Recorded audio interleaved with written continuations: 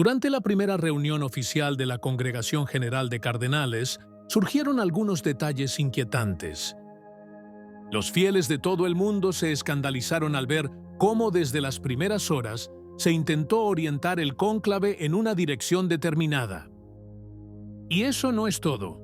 Rumores cada vez más insistentes hablan de fuerzas políticas externas decididas a bloquear a algunos cardenales incómodos incluso antes de que llegue la votación.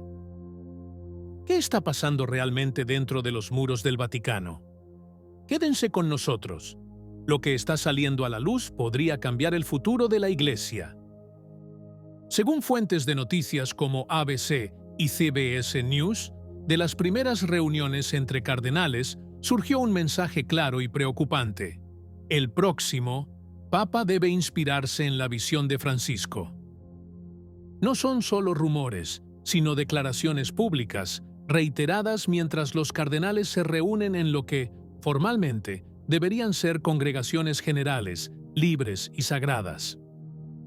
A este clima ya de por sí muy orientador, se suma la decisión de confiar la homilía inaugural a Raniero Cantalamessa, predicador conocido por sus interpretaciones fluidas, sino incluso desinhibidas, del Evangelio. Parece pues que el Espíritu Santo, que según la tradición debería guiar soberanamente el cónclave, ha sido sustituido por una dirección enteramente humana y política, más atenta a asegurar la continuidad de una línea teológica ambigua que a la salvación de las almas.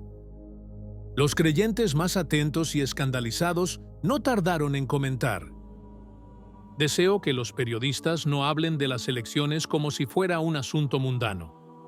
La elección del Papa es una cuestión de oración entre Dios y sus cardenales. En el Evangelio de Juan, Jesús dice: «No me elegisteis vosotros a mí, sino que yo os elegí a vosotros». Palabras sencillas que revelan un dolor profundo. El deber, quizás por primera vez de manera tan abierta, la más alta elección de la Iglesia reducida a una operación política, a destiempo de cualquier invocación al Espíritu Santo. Pero el verdadero escándalo no acaba ahí. Según numerosos informes, no son solo fuerzas dentro de la Iglesia las que están maniobrando el próximo cónclave.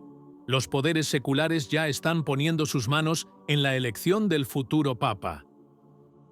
Agentes de inteligencia de grandes naciones habrían tomado posiciones en Roma, trabajando tras bastidores para influir en el resultado, no en favor de la fe, sino de los intereses geopolíticos de sus gobiernos.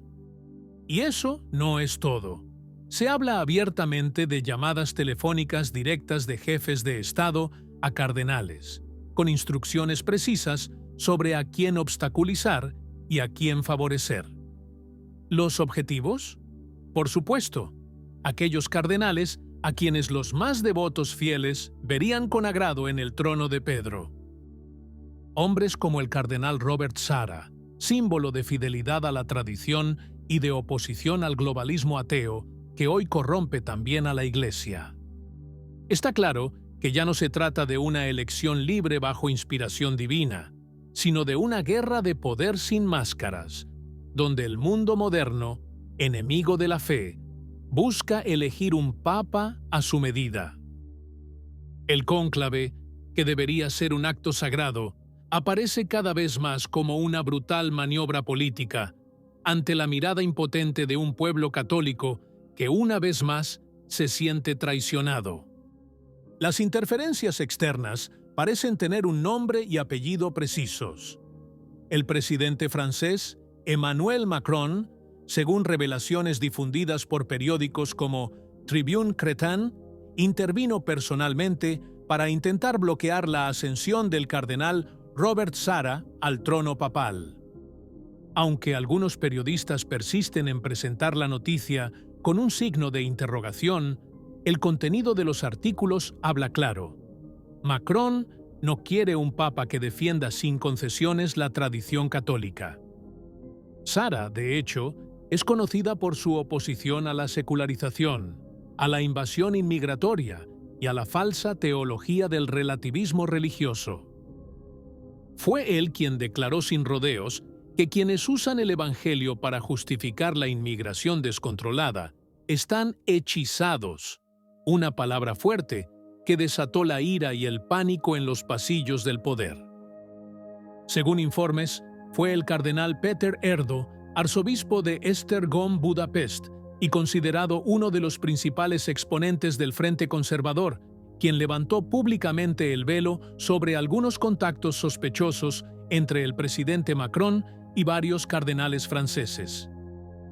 De confirmarse, estas revelaciones indicarían un intento coordinado de oponerse a la candidatura de figuras como el cardenal Sara, considerado peligroso por ciertos círculos progresistas, tanto eclesiásticos como políticos. Los cardenales franceses implicados, entre ellos Jean-Marc Aveline, François-Xavier Bustillo, Dominique Mamberti, Christophe Pierre y Philippe Barbarin, representarían una línea más favorable a la continuidad con el pontificado de Francisco. Aunque todo esto se formula todavía con cautela, no es menos cierto que la hipótesis de tal interferencia, si se confirmase, plantearía cuestiones muy serias sobre la integridad del cónclave.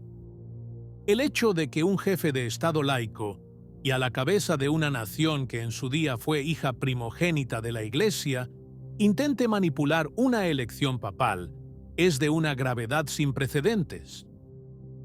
Sin embargo, todo esto ocurre en el silencio cómplice de gran parte de los medios de comunicación y de las autoridades eclesiásticas.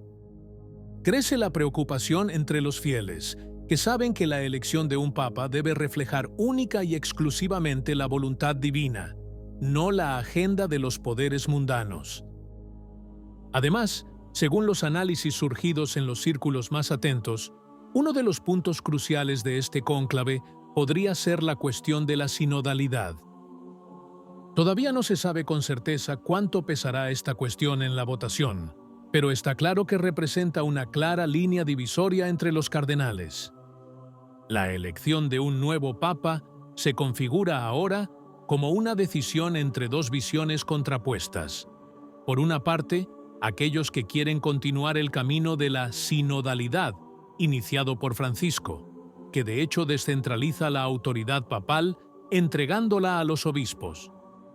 Por otro lado, aquellos que esperan un retorno a una iglesia más anclada en la doctrina y estructura tradicionales.